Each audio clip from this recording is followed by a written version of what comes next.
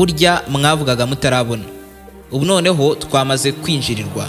Ndasubiramo mu byumve neza mwese. Ubu noneho twamaze kwatakwa mu buryo bweruye na za alien. Abenshi baherekera bavuga ko zageze hano ku isi ariko bagereranya. Ubu noneho nibikiriye ibintu byo mu migani cyangwa filime zishingiye ku nkuru mpimbano, ahubwo ni ibintu bigiye kuba ejo bundi. Ubyumve neza ko ibigo bikomeye mu isi mu by'ubushakashatsi bw'isanzure n'ibikomokamo byose, harimo n'icy'Abanyamerika ari nacyo gikomeye kurenza ibindi mu isi, NASA, mu gashami kacyo kitwa CNEOS, Center for Near Earth Object Studies, kibanda cyane ku bushakashatsi bw'ibiba n'ibisatira ikirere cy'isi.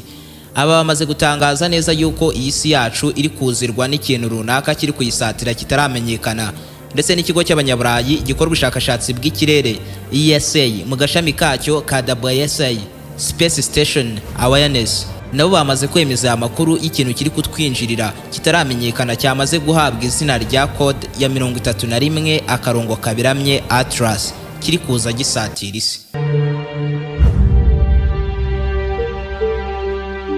Aho bamwe mu bashakashatsi ba mbere b'abahanga bari kuvuga badashidikanya ko iki cyaba ari icyogajuru cyuzemo za alien. Ariko nanone bitewe n'uko aba bahanga bakiri kukirebera mu byuma by'ikoranabuhanga nibasobanukirwe neza icyo ari cyo, hari impungenge yo kwanasanga ari ikibuye kinini kandi bitewe n'umuvuduko kiriho. Ibi bigo byombi byagaragaje yuko ejo bundi mu kwezi kwa 11 ku munsi utaratangazwa aribwo gishobora kuzagonga isi. Ubyumve neza ko iki ari cyo kintu kinini cya mbere kibayeho kigaragaye mu kirere cy'isi cyinjiye mu buryo butazwi, ndetse icy'abahanga bari kwita 31/2 Atlas nicyo kintu kigaragaye mu kirere ariko cyihuta kurenza ibindi byose byigeze bigaragara muri iki kirere, kuko kigenda kilometero 210 mu minota 60 gusa. Uyu ukaba umuvuduko rero uruta kuri cyitwa Sun's Escape Velocity.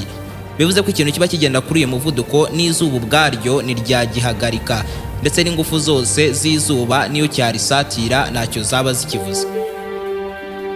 Iki kintu kiri kuzira isi kuri uyu muvuduko ungana gutya wa kilometero zisatira 61 mu isegonda, umuvuduko ukubye inshuro zirenga 8 wa misile ya mbere yihuta ku isi, cyaba ari igiki mu by'ukuri kiri guturuka?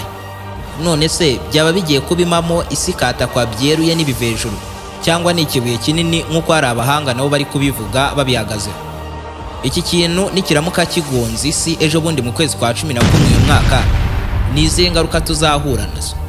Mwaha ikaze kuri umuyoboro mugari w'ibyegeranyo mu Rwanda. Nimba ari ubwa mbere uhageze, icyo usabwa no gukanda subscribe ugafungura inzogera kugira ngo ukomeze gutungurwa no gusobanukirwa na byinshi cyane bimeze nk'ibicanganye kuri iyi si nzima dutuye.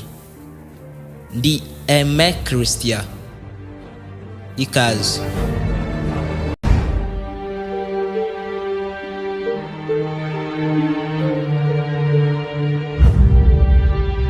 Ku itariki ya mbere z'ukwezi kwa 7 mu 2025 nibwo bwa mbere iki kintu cyagaragaye mu kirere ku nshuro yacyo ya mbere cyinjirira isanzure, kibonwa n'umunyamerikakazi w'umushakashatsi w'isanzure n'ibibamo byose, Madame Florence Couperlube, we n'abandi bashakashatsi barenga 200 b'ikigo NASA cy'Abanyamerika.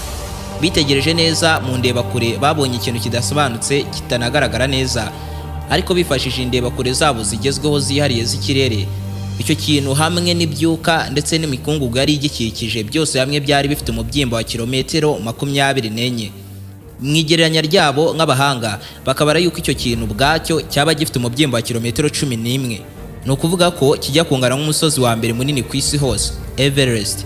Ariko nk'uko nabikubwiye mu kanya, kiri ku muvuduko wa kilometero hafi 60 ku isegonda rimwe, ukaba umuvuduko urenze w'ibindi bibuye byose biboneka mu isanzure. None ni iki cyatubaho mu gihe iki kintu kingana umusozi cyaba ari ikibuye kigiye kugonga isi?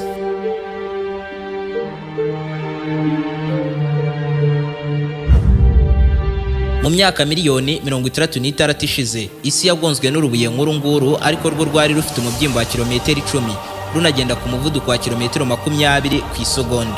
Uru rubuye rwisekuye ku isi rurimbura burundu ibiremwa byari biyiriho, birimo n'inyamaswa za dinosaur, kandi umuvuduko cyari kiriho wari muto inshuro 3 zose ugereranyije n'uw'iki kibuye kigiye kuzatugwaho mu kwezi kwa 11. Bibarwa ko rero ikibuye nk'iki kiramutse kisekuye ku isi cyatera iturika rifite ingufu za megaton miliyoni 300 kuri 400, bingana nk'uko wafata ibisasu kirimbuzi ibihumbi nka 500 kabiturikiriza hamwe icyarimwe. Ibaze nawe ko ubu ngubu igisasu kimwe cya kirimbuzi kuba cyaturitswa ryaba ari ishyano rigwiriye isi.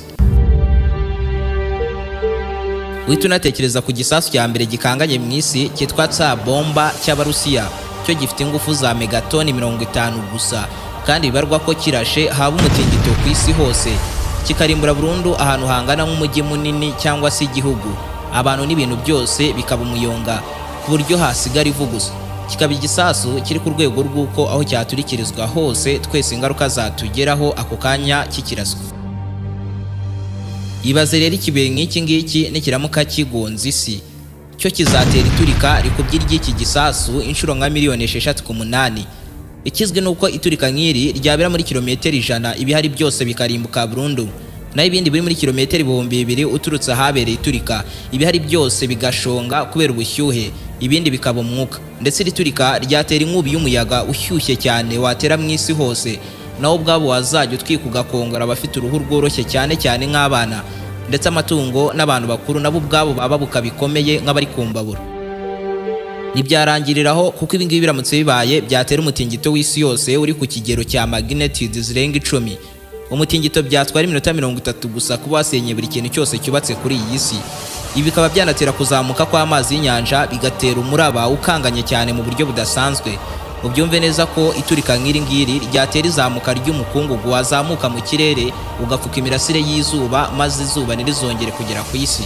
Ibi rero bigatera irimbuka rya burundu ku binyabuzima byinshi, ndetse bikaba byanatera hafi irimbuka ku kiremwa muntu, kuko ibarwa ko kuba warokoka byaba birenze kuba ari amahirwe n'imigisha gusa, ndetse binabaye isi yasigaraho abantu babarirwa muri za miliyoni 100. Ndetse abahanga bagaragaza yuko kuba isi yazasubira nk'uko imeze uyu munsi iki kibuye kiramutse kigonze, ni ibintu byatwara abarokoka ibinyejana ndetse n'amamiliyoni y'imyaka.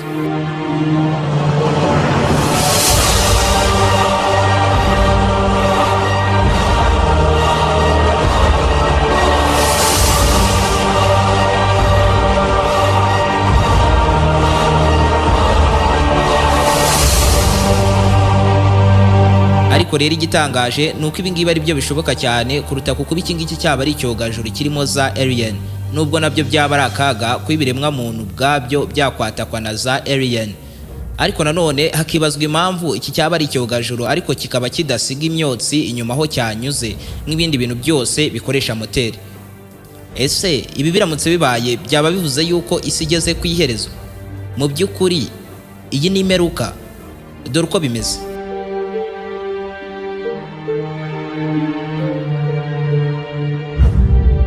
Hari icyitwa solar system. Iri rikaba itsinda ry'imibumbe runaka ndetse n'ibindi byiganjemo ibibuye biyigaragiye, imyuka y'amoko atandukanye ndetse n'inyenyeri. Solar system isi turiho ibarizwamo irimo izuba, akaba ari nayo nyenyeri ya mbere iri muri iri tsinda. Hakabamo imibumbe 9 ndetse n'amezi agiye agaragiye iyo mibumbe, kandi iyo mibumbe ikabaho yikaraga yizenguruka ubwayo icyarimwe inazenguruka izuba mu nzira yayo. Ariyo mpamvu rero habaho iminsi n'amajoro. Ibi bikaba ari nabyo binifashishwa mu kubara imyaka, kuko umwaka wuzura igihe umubumbe urangije kuzenguruka izuba. Bivuze ko rero muri iri tsinda nta gipimo gihamye cy'iminsi runaka iba igomba kuba igize umwaka, kuko nk'umubumbe uri kure y'izuba kubera uburyo biwutwara igihe kinini kugira ngo uzazengurukire izuba. Uyu ukaba umubumbe witwa Pluto. Umwaka waho ubugizwe n'imyaka 248 ya hano ku isi. Bivuze yuko ibiremwa muntu iyo tuza kuba twaravukiye kuri uyu mubumbe wa Pluto, umuntu waho yari kuzajya apfa afite amezi nk'3, yakabya akagira 5 yarashaje yarabaye umusaza rukukuri. Iyi mibumbe yose n'inzira inyuramo izenguruka izuba nibyo byitwa solar system. Ariko nanone solar system nubwo ibigizwe n'imibumbe myinshi runaka, nayo ubwayo igira itsinda rinini ihuriramo n'andi ma solar system menshi. Iri tsinda rikitwa galaxy. Galaxy yibigizwe n'ama solar system abarizwa muri za miliyari 100. Ubyumve neza ko nka Milky Way Galaxy twe tubarizwamo harimo za solar system zirenga miliyari 200. Mu kigo cy'abashakashatsi b'Abanyamerika NASA bafite indeba kure itobora ikirere ikareba kure hashoboka harenza aho uri gutekereza aka kanya. Iyi ndeba kure yitwa Kepler Space Telescope. Iyi rero yaba abashakashatsi bayirebeyemo babona imibumbe irenga 5000 kandi itari muri solar system yacu, ahubwo ibarizwa muri za solar system duturanye, ariko nazo ziri muri galaxy ya Milky Way. Bivuze yuko nka galaxy ya Milky Way harimo umubare munini cyane w'imibumbe natwe ubwacu tutakwiyumvisha ukuntu ingana. Gusa galaxy si cyo kintu kinini kibaho, ahubwo burya ikintu kinini kuruta ibindi byose byigeze bibaho ni itsinda ry'amagalaxy ryitwa universe. Universe yo nicyo kintu kinini kirenze uko uri kubitekereza. Niyo wafata ibyo bitekerezo byawe by'ukuntu uri gutekereza universe ingana ukabikuba inshuro zirenze zibaho, ntabwo wageza ku ngano zayo.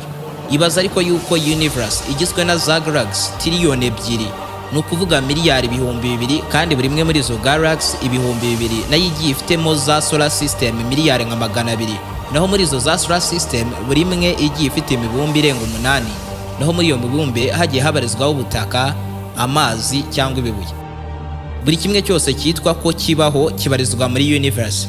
Yibaza ariko ikintu gifite umubyimba wa light ya miliyari 93.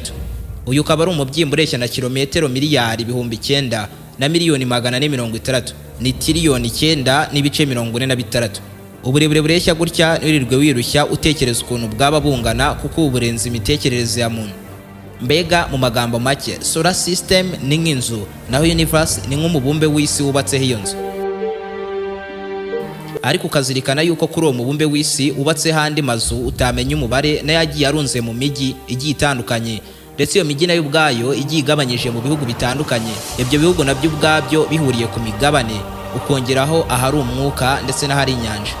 Ni ukuvuga ko universe ibaye ingana nk'isi, ubwo solar system yaba ari inzu, naho umubumbe w'isi akaba ari nk'icyumba kigize iyo nzu, naho galaxy yaba ari nk'umujyi munini nka New York ugizwe n'amazu yose, nayo ibice by'ibyaro ndetse n'inyanja byo bigafatwa nk'ibindi bintu runaka tutazi, bigoye ko tuzapfa tunamenye, bindi byinshi biri mu isanzure kure cyane, aho n'ibyuma by'isanzure bitabona byiganjemo ibibuye binini ndetse n'ibindi biremwa tutazi. Rero ikintu cyitwa 31 Atlas cyamaze kwinjira solar system yacu kiri mu isanzure, hashingiye ku makuru arimo amafoto yagaragaye bwa mbere ku itariki ya mbere z'ukwezi kwa karindwi mu 2025 n'abashakashatsi bakorera muri Chile hamwe n'abashakashatsi bakorera ikigo cya NASA b'abahanga cyane mu bumenyi bw'isanzure. Nabo rero bahamya yuko iki atari icyogajuru cya alien, ahubwo bo bahamya yuko iki ari interstellar. Bivuze ko iki ari ikintu cyaturutse ahandi hantu runaka mu isanzure cyinjiye muri solar system yacu turimo, kidasanzwe kibamo ndetse ari n'ubwa mbere kihageze, ariko kubera ububasha bwacyo n'ingufu zidasanzwe kikaba ari ikintu kidafite ikindi na kimwe cya gihangara kiri muri iyi solar system, keretse gusa kuba ubwacyo cyakwisohora muri iyi solar system, kuko nacyo ubwacyo kiba kiri kugenda kandi ku muvuduko urenze uteye ubwoba, ku buryo umwaka wabaho ari ukugongwa nacyo, kuko cyahita kirimbura burundu aho cyisekuye hakaba ivu. Ku mubyimba wa kilometero 11, Madame Verasilabe n'abashakashatsi be barenga 200 bagaragaza yuko kuva isi yabaho icyo ari cyo kintu kinini cya mbere kibashije kwinjira muri solar system cyo mu bwoko bwa interstellar. Mu gupima ngo bamenye icyo ari cyo, icyo babonye gusa nuko iki kintu cyabayeho mbere yuko n'isi ubwayo ibaho, kuko ibarwa ko iki kintu tutaramenya icyo ari cyo cyamaze imyaka irenga miliyari 3 isi itararemwa. Habazwe umuvuduko kiri kugenderaho ndetse naho kiri kwerekeza, bigaragara yuko ku itariki 29 z'ukwezi kwa 10 mu 2025 kizaba cyegereye hafi cyane y'izuba, kuko kizaba kiri mu nzira y'umubumbe wa Mars ucamo uzenguruka izuba. Ndetse hashingiye ku bigaragara aka kanya, mu kwezi kwa 12 mu 2025 iki kibuye kizaba cyegereye hafi isi, ariko kikiri kure ku buryo kitayigonga biyoroheye. Gusa cyo kuko kiba kiri mu isanzure ritari yacyo nikizenguruka izuba nk'uko indi mibumbe izenguruka izuba, cyo kigenda uko gishaka mu buryo kibishakamo, ariyo mpamvu hari ubwoba yuko gishobora kuzagonga isi. Ubyumve neza yuko atari ubwa mbere uru rugo rwa solar system rutewe n'ikindi kintu runaka kitazwi, kuko nko mu mwaka wa 2017 nabwo ikintu nk'iki ngiki cyateye mu isanzure. Solar system yinjiyemo n'ikintu nk'iki gifite ishusho imeze nk'iyitabi, ariko n'icyahatinze cyahise kigenda ntacyo cyangije, ariko na n'ubu nawe uramenya ngo cyari igiki, cyaturutse he, cyari kigamije iki.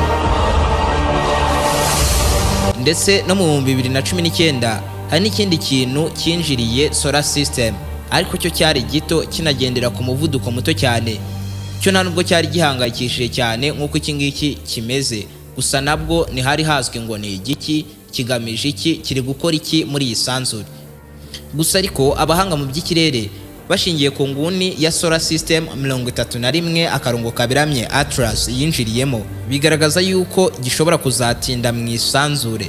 Bivuze yuko tugize umugisha iki kibuye nikitugonge, haba hakiri imyaku yuko cyateza ibindi byago bikomeye cyane natwe ubwacu byatugeraho, birimo nuko gishobora kugongana n'ukwezi. Ese koko iki kintu kingana umusozi tuzakirokoka? Mudusangiza ibitekerezo byanyu n'uburyo mwakira ikiganiro cya none mubinyujije muri comment.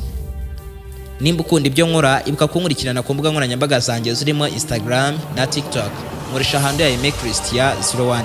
Niba ari ubwa mbere wari wisanze kuri umuyoboro mugari w'ibyegeranyo mu Rwanda, ibuka gukanda subscribe, ufungura akazogera kugira ngo ukomeze gutungurwa no gusobanukirwa na byinshi cyane bimeze nk'ibicanganye kuri iyi sinzi dutuye.